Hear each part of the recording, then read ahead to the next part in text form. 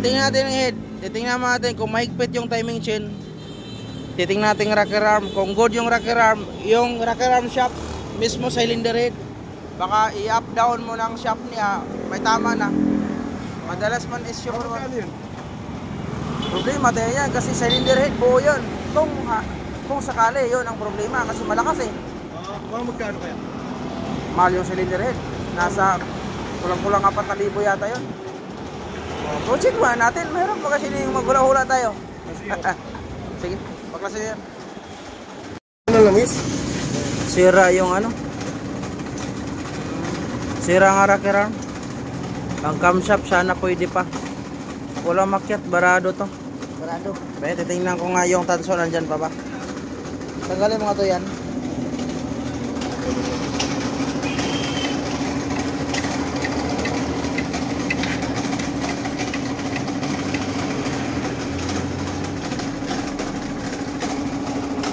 Nandyan pa. Nandyan pa yung tanso. Yun yung dahilan. Barado yung tanso nitong sa gitna. Damage mo yun, no? Sana yung camshaft. Baklasin mo to. Taas lang. Titingnan natin kung tatagos dito. Wala. Wala. Diyan mo. Dapat diretso yung taas. Barado talaga. Walang na. Hindi nilagyaglag. Buti hindi siya kumalas. Kasi kumalas yan. Wala. Sira yung.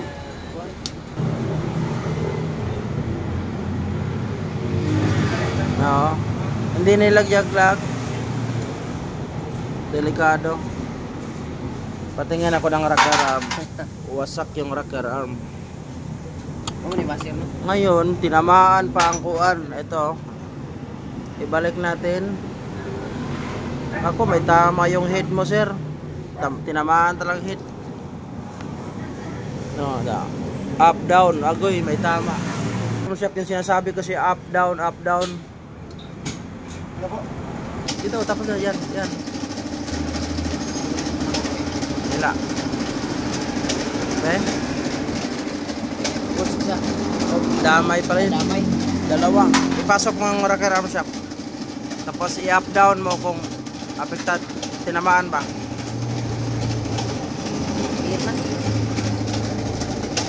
Hindi to natamaan. Ay, mayroon din gan, kunti. Okay pa yan, kaya pa yan. Hindi to lang. I-remove mo to.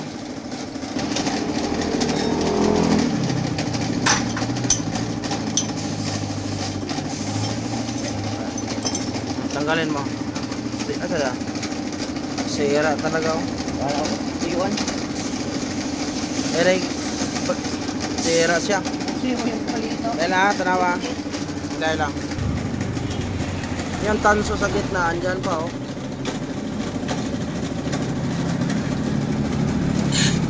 Wow, barado. Tanggalin mo yung tanso.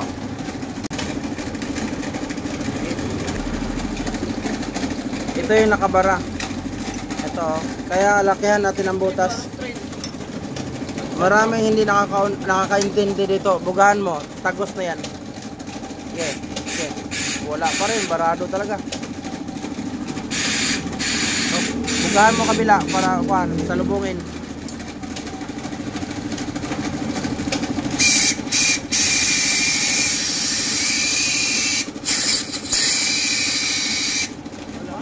Wala kang ano doon, natirang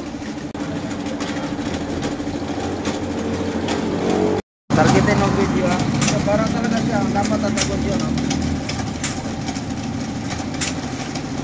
Wala. Dito.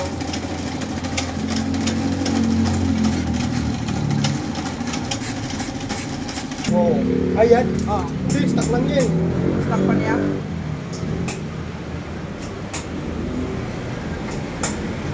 Ay, itong yung isa? Oh, bagong palit yan eh. Bagong palit ka na. Tingnan natin ha. Ngayon, tingnan natin yung mayroon mong. Pag may lalabas dito, ibig sabihin, doon talaga. Ayan o. Ha? O, yan. Yung daloy kasi galing sa oil pump, tutulak na lang is akit sa head. Yun, bara, pati ito, bara. Tayo nito dito, daloyan na lang siya, mapunta doon sa do.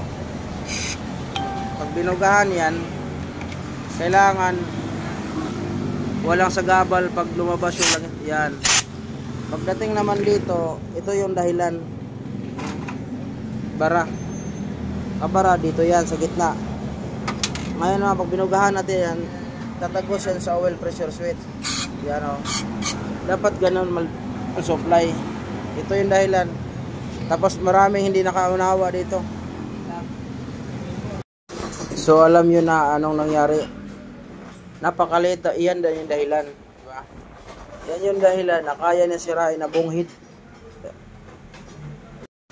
So yung camshaft niya damage So ang gagawin natin, i-regrind na lang natin. I-regrind natin konti. Tapos palitan natin ng bagong cam bearing na original. So pwede pa. Tapos na natin na-regrind. Palitan natin cam bearing original. Okay na. Nalagyan natin original na bearing. Parang bago lang din. Kaya pa.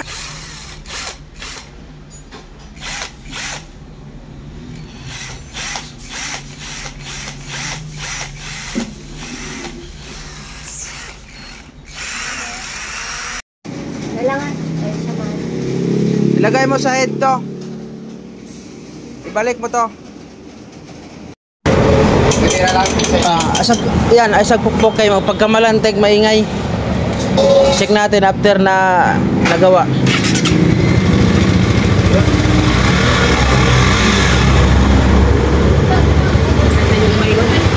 Nawaray gid na.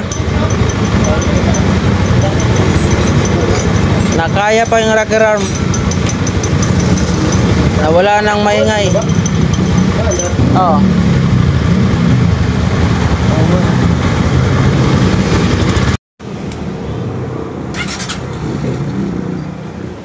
Okay. Tahimik na.